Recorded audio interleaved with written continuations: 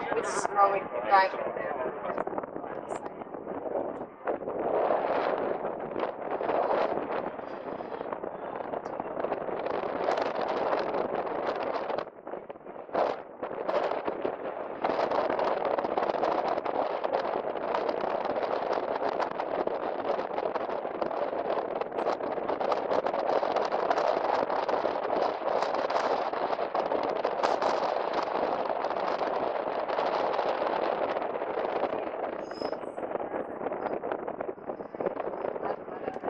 Except for that Sunday night. Other than that.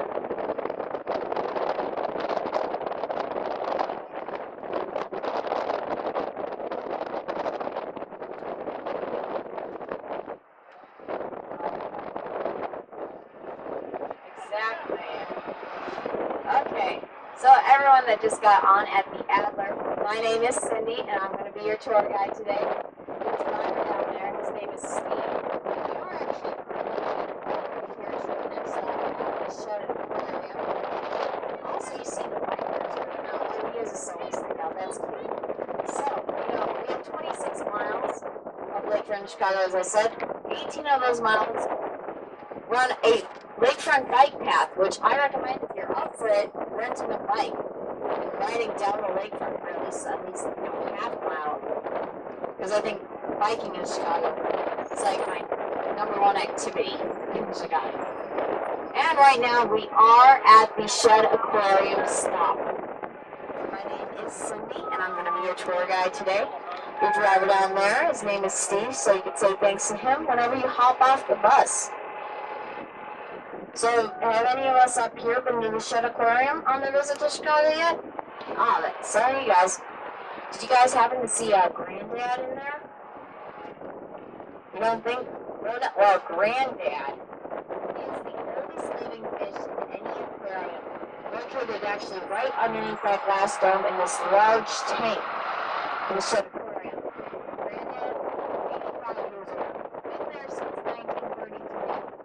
He is an Australian lungfish. So if you're wondering what an Australian lungfish really is, it's just like a brown blob about 3 feet wide. Looks like, a lung or something. Pretty interesting. He doesn't do much all day. He just sits there on the ground. And we're going from the shed. We're going to head over to our next stop around the corner at the oldest and largest of the museums here on this campus, the Field Museum of Natural History. Which is, of course, if you were by me on State Street, Mr. Marshall Field, the guy who paid for the building of this museum.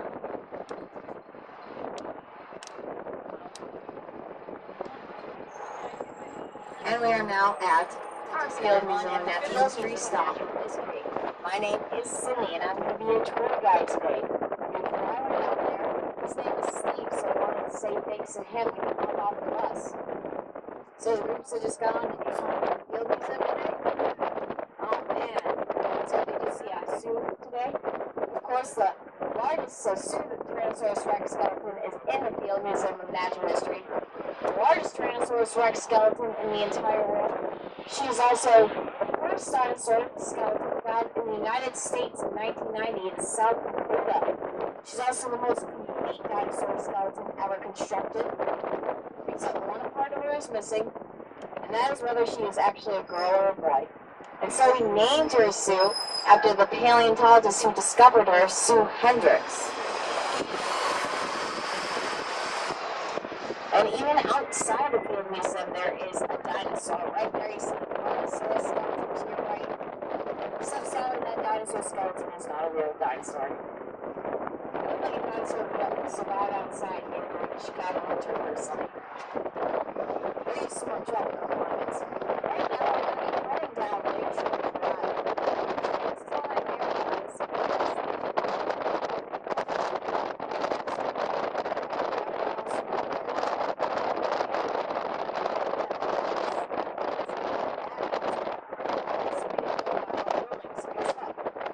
Talk about buildings over there to your left, which of course we can all pick out the Sears Tower, right? That tallest building out there in the distance in the city of Chicago. And And to the left, you see that building with that crown, that cylinder on top of it. That is the 311 Wacker building, in which that building built the exact same year, 1973, as the Sears Tower, in which they didn't know the tallest building in the world was going to be built. So they actually added that crown with 1,800 light bulbs in it later on. So it stands out against that Sears Tower. That crown lights up white at night. So my mom and I, it kind of looks like, you know, my mom and I affectionately call it the White Castle building, because it just looks like a White Castle. But of course made of red granite otherwise. So let's see what else we can see. Past these trees, we see that building that has the two antennas grouped together on either side. That is actually the AT&T building. And so, for those that don't know, both my parents are architects in the city of Chicago. My mom never has designed a skyscraper solely on her own, but she has worked on big projects with her architecture firm that she worked with. One of her biggest projects, redesigning the interior of that AT&T building with the full antennas. There's also that building that looks like a statue is on that pyramid right in front of the Sears Tower at this point. That's the Chicago Board of Trade building, that statue I mentioned before to some of you. But that's 167 feet tall. For 30 years, the Chicago Board of Trade was the tallest building in the city of Chicago. Not much anymore. Also, one of the newest additions to our Chicago skyline, you may see it, it's that Roosevelt University. It's that really narrow building with the different colored blue windows to it. It actually has that really cool zigzag side. Also one of the nearest buildings in the city of Chicago. We also see that CNA building, which that CNA building is actually made out of this material. It's treated steel. It's pre-rusted steel, which gives it that red tinge to it. Also makes the building really, really strong. We of course can see the top of the Chase Bank building from this vantage point. As I said, that building is actually the tallest one in the Loop neighborhood. We also see that one with the pyramid stepped roof. That's a zigguratted pyramid roof. And at the top it looks like, you know, a light bulb at the top, except it's actually a beehive on top of the Crane Communications building when it was built in the 20s. Now it's called the Metropolitan. That light bulb, the beehive, is supposed to represent the beehive culture of Chicago, in which we're all worker bees striving toward a better city, a better beehive. And let's see what else. We see the second tallest building in the city of Chicago, which of course, that Trump Tower building. There's that one spire, it's got that blue kind of circular structure to it. And right, you know, kind of more or less in front of us is that tall white column building, the Aon Center, but it was built in 1974 as a standard building in the city of Chicago. And coming up to your left, you know, right now, there's a whole lot less people right here in Grant Park now because Lord Cruiser was here this weekend and we're just digging down that music festival now. And also to the left coming up is the Kingman Fountain, which this fountain is similarly designed to a fountain located in the Palace of Versailles Gardens in Paris, France. Because again, this Daniel Burnham, who designed the city of Chicago, also designed that fountain. And he actually had a lot of his buildings in the French style. He kind of had a Paris fetish. So when you go throughout the city of Chicago, you'll be able to see a lot of French style buildings. I keep pointing out that Gothic architecture. So Chicago actually has a lot of French influence to it. You know, Lollapalooza this weekend took up the whole 300 acres of Grant Park, which, even though this is our front yard, our first lakefront park, still isn't the largest park in the city of Chicago. The largest park is actually up north, 1,200 acres of park. It's Lincoln Park, where the Lincoln Park Zoo is, if any of you have been there or was planning to go there. And we officially have about 8,100 acres of parkland in the city of Chicago. So, of course, one of our mottos that Daniel Burnham gave the city, Urbs in Horto, which is Latin for city in a garden. So if there's anything you take away from my tour, just be like, city in a party. Motto of Chicago. And another tour you can take is, of course, the subway tour. Love that. And actually, when you come up here, to the left, you know that building that has that diamond-shaped roof, right? That diamond looks like it was cut in half. There's 10 stories that divide the bottom and the top of the diamond. That was built as a Korean communications building. Now the Smoke and Stone building. And you know, the Aon Center, I should note, that's its third tallest building in the city of Chicago, was just sold for $66 million.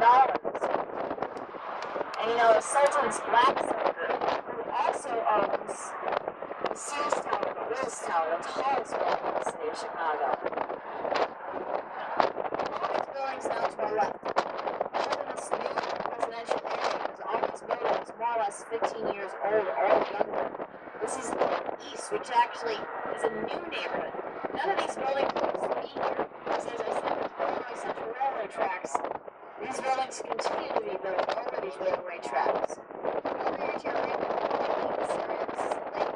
This harbor is the Don Baptista Sabo Harbor, named after Don Baptista Sabo, who was the first president of the city of Chicago.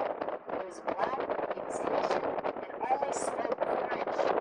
That's the beginning of what Chicago is beginning of different communities in the city of Chicago.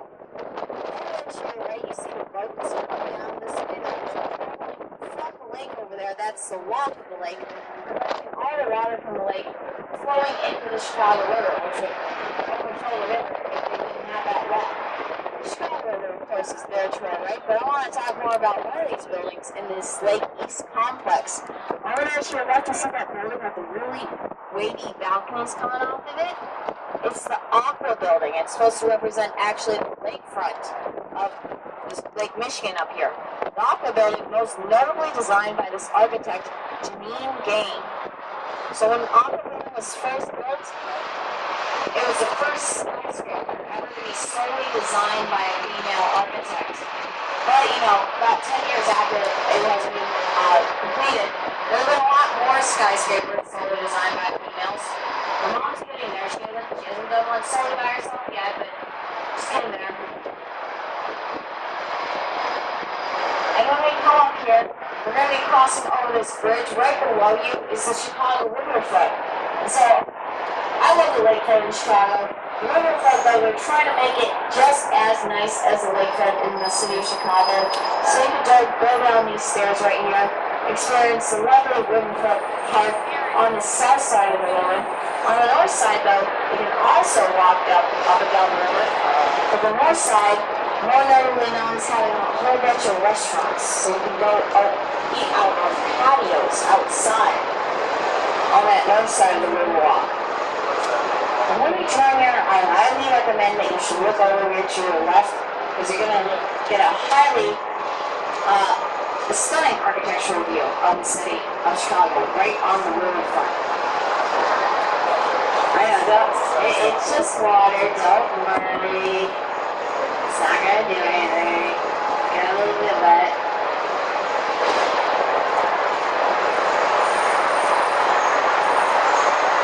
You know, this is a movable bridge, a bridge that goes up and down in the city of Chicago. You know, movable bridges actually invented in this city. And so right there to your left, you see the Wrigley Building with that clock tower.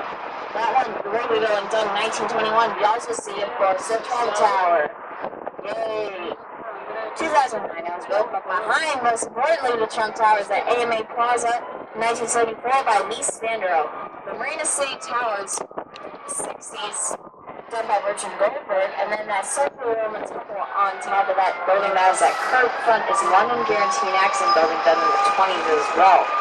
So, you know, without the name on it, that building, the Trump Tower, is actually quite beautiful, and it's designed by this architect named Adrian Smith, who's a very important Chicago architect.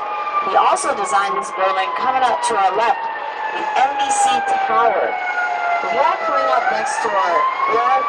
to our next stop at the Sheraton Hotel. And has anyone actually ever been to New York City before?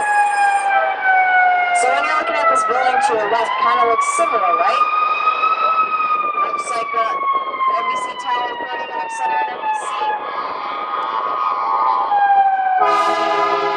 Because Adrian Smith, 60 years later after the 30 Rock was built, designed this one, NBC Tower in Chicago, but pretty much similar to the NBC Tower in New York City. We are now at our Sheraton stop, everybody.